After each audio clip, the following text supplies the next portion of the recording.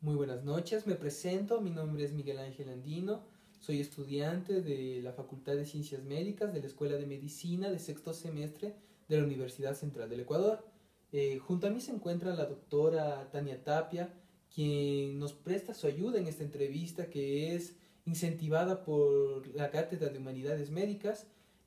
Como representante está el doctor Fernando Arroyo, quien nos impulsa a dar este tipo de entrevistas. Así que, doctora, esta entrevista va a tener los siguientes puntos. ¿Qué es un paciente crítico? ¿Cómo se define la unidad de cuidados intensivos? Y los principios bioéticos encargados en la profesión que usted ejerce en el manejo de los pacientes en condición crítica. Entonces, buenas noches, doctora. ¿Qué es un paciente crítico? Buenas noches. Primeramente quiero felicitar la iniciativa de su cátedra y el interés por esta temática.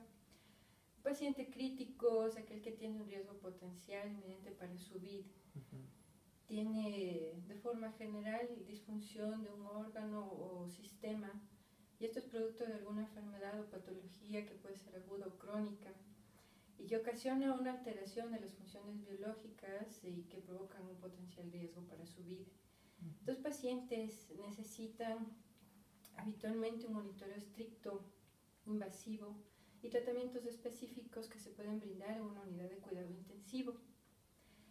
Se debe evaluar por parte de los médicos de terapia intensiva scores que nos permiten conocer la gravedad de la patología y de la condición del paciente, como son los scores de Apache 2, el SAPS, hoy existen otros scores que nos permiten evaluar las disfunciones orgánicas, como los scores MODS, SOFA, otros scores que nos permiten conocer la necesidad de atención de enfermería, como es el TIS, entre otros.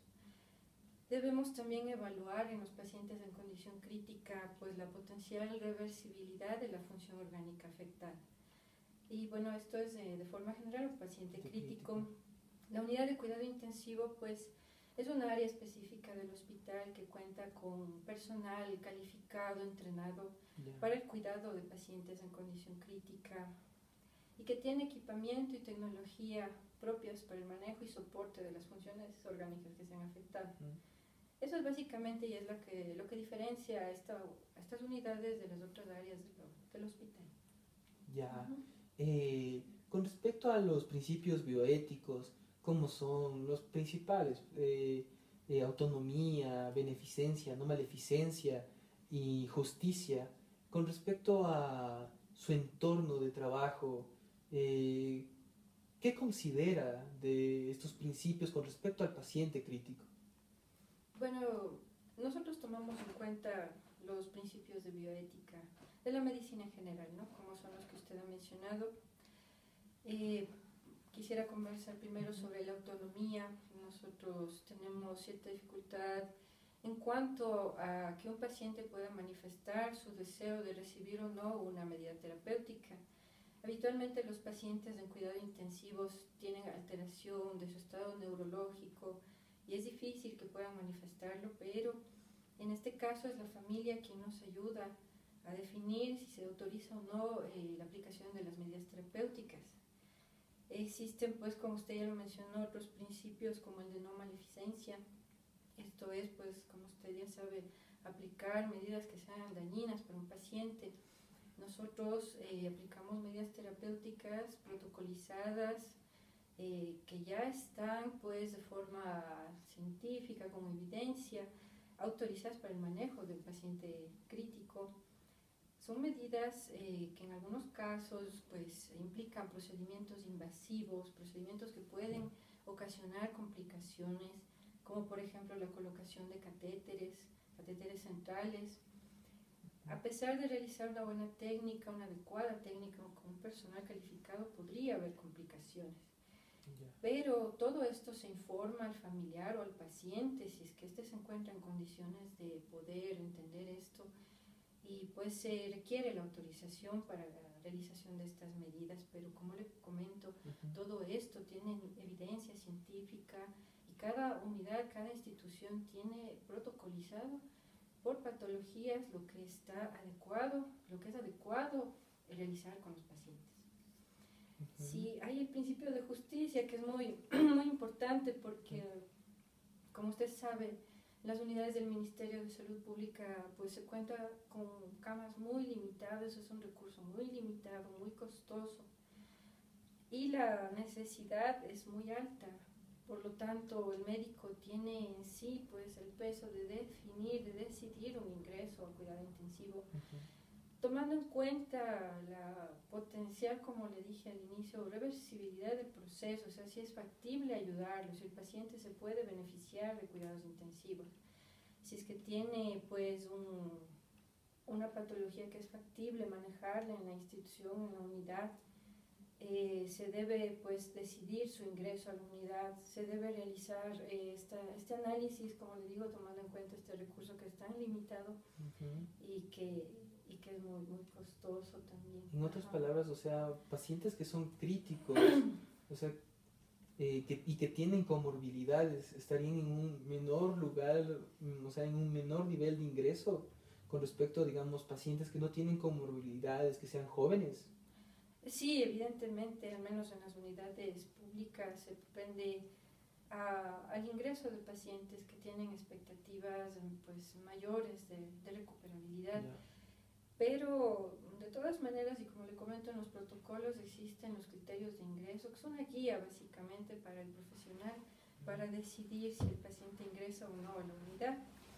Evidentemente, un paciente joven sin comorbilidades, como usted lo menciona, tiene pues en algunos casos, dependiendo de la patología que lo está afectando, pues tendría mayor expectativa. Sin embargo, se debe evaluar de forma individual, ya que existen pacientes que pueden tener sus comorbilidades, inclusive patologías oncológicas que se han complicado con algún proceso que es factible manejarlo en cuidado intensivo y que tiene posibilidad de reversión, ¿sí?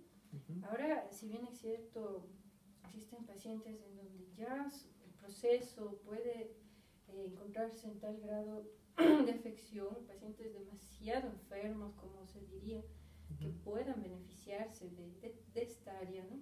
Y que ya básicamente pues es un fallecimiento inminente lo que ellos estarían presentando. O también pacientes que ya pues presentan un proceso terminal, que tal vez se benefician mejor de terapias de cuidado paliativo. Todo eso se tiene que evaluar antes de un ingreso a un paciente de cuidados intensivos. Si tenemos todo lo que puede necesitar este paciente en cuanto a tecnología, tratamientos específicos que podrían pues determinar inclusive una transferencia a una unidad de mayor complejidad. Ya. Como hablamos, o sea, la parte de beneficencia del principio de beneficencia limita a decir quiénes son beneficiarios, o sea, cuáles son los pacientes que son adecuados para el ingreso a cuidados intensivos. También está incluido con todos los demás principios para una valoración única. Sí, básicamente los principios se deben evaluar no de forma separada, sino tienen mucha correlación, como ya le he explicado en esa parte de justicia. Es muy importante pues definir qué paciente se puede beneficiar. Como ya le he dicho, en las unidades públicas es un poquito más objetivo, más real. Se tiene mucha limitación en cuanto al espacio, que a veces no se tiene esta problemática en las unidades privadas y pues podrían ser un poquito más flexibles en cuanto a esto, pero bueno, pues todos los pacientes merecen, necesitan por derecho, tienen que ser atendidos, pero se debe evaluar exactamente cuál es el que es tributario o no de un cuidado de esta magnitud, ¿no? Con respecto al, como hemos conversado, un médico intensivista es aquel que decide si ingresa a un paciente, claro, conversando con la familia y conversando con el equipo médico encargado, pero en definitiva cae responsabilidad del médico tratante, el médico intensivista que está a cargo de ese ingreso. Legalmente, ¿cómo se respaldan los médicos en el ingreso de un paciente? o se Bueno, responsabilizan del mismo. bueno, sí, bueno, como usted conoce ya en los hospitales se manejan las historias clínicas, la ficha del paciente, en donde se consigna todo lo que se realiza, la información que se ha dado, los tratamientos que se están aplicando. De igual manera, cuando se solicita una valoración por parte de terapia intensiva en otra unidad del hospital, se lo consigna en la historia clínica, se debe conversar con los familiares, pero principalmente es el criterio del profesional el que determina si ingresa o no el paciente, obviamente dependiendo de si se tiene disponibilidad en el área, ¿no? Ujú. Igualmente, cuando un paciente ya ingresa a cuidado intensivo, todo lo que es evolución de la enfermedad, todos los resultados de exámenes, medidas terapéuticas, está consignado en la historia clínica de forma clara. Casi yo creo que en el 100% de las unidades se maneja incluso a computadora para que no existan errores. Yeah. Toda la documentación de cuidado intensivo, incluyendo el monitoreo, es muy estricto en cuanto a su registro. De darse alguna demanda, algún problema legal, existe ese respaldo para los médicos de cuidado intensivo. Listo. ¿Cómo tratan ustedes con los pacientes, con los familiares de los pacientes en especial, ya que ellos también tienen una carga psicológica por la fase que ellos también están atravesando, que es tener en su familia un paciente en estado crítico? ¿Cómo tratan con los familiares?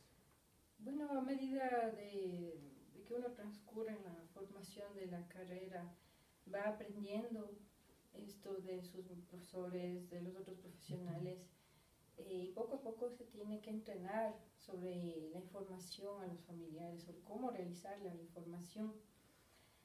No siempre es fácil, hay que tener mucha sensibilidad, mucho tacto en cuanto a dar malas noticias, a poder explicar al familiar, incluso con números, incluso con los scores que le mencioné, se puede intentar, lógicamente, y dependiendo del grado de escolaridad del familiar, para que nos pueda entenderlo, explicar de la manera más fácil, más clara, la condición de su familiar.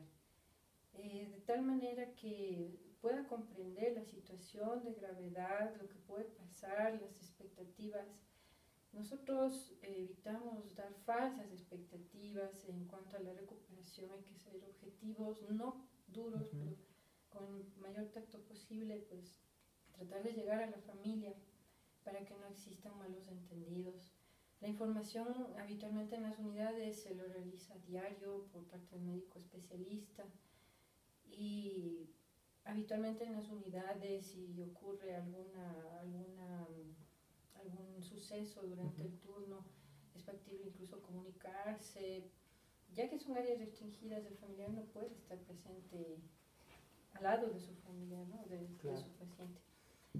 Pero sí, es bastante difícil en algunas ocasiones, la familia reacciona mal y puede incluso intentar agredir al profesional si no se realiza de forma adecuada la información. Ya. Ajá. Entonces, eso es básicamente como, pues, Con sobre la todo marcha ir aprendiendo. Con todo esto de la presión que encargada a los profesionales, ¿cómo lo manejan? ¿Cómo es esa presión de los profesionales médicos intensivistas? Sí, como usted comprenderá, todos los profesionales que trabajan en áreas críticas, no solo de terapia, sino de emergencia, en unidades neonatales, en quirófanos, estamos sometidos a alta presión, alto desgaste, porque el trabajo lo exige estudio, formación permanente, exige incluso por las horas de trabajo, muchas veces el profesional deja de lado sus necesidades personales por la atención del paciente. Y bueno, también el manejo con familiares, con otras disciplinas del hospital, otras especialidades, pues es un constante estrés. Ajá, sí, hay mucho desgaste en los profesionales que muy pocas veces es manifestado, por cuanto usted sabe, hay mucho estigma sobre cualquier patología psicológica en los profesionales, así que diría yo que está subdiagnosticado porque no se quejan, pero sí el grado de estrés es muy alto. ya afecta eso en su ejercicio de la profesión. Puede afectar y de hecho existen estudios sobre esto en profesiones así como la del médico, no solo la de medicina, sino entiendo que en otras profesiones como educadores, niños que se pueden tener este grado de estrés y claro, si llega a una fase muy grave, pues sí podría afectar evidentemente el desempeño. Listo. Muchas gracias, muy amable por la entrevista, agradecemos. Gracias a usted. Ya, muchas gracias. Gracias.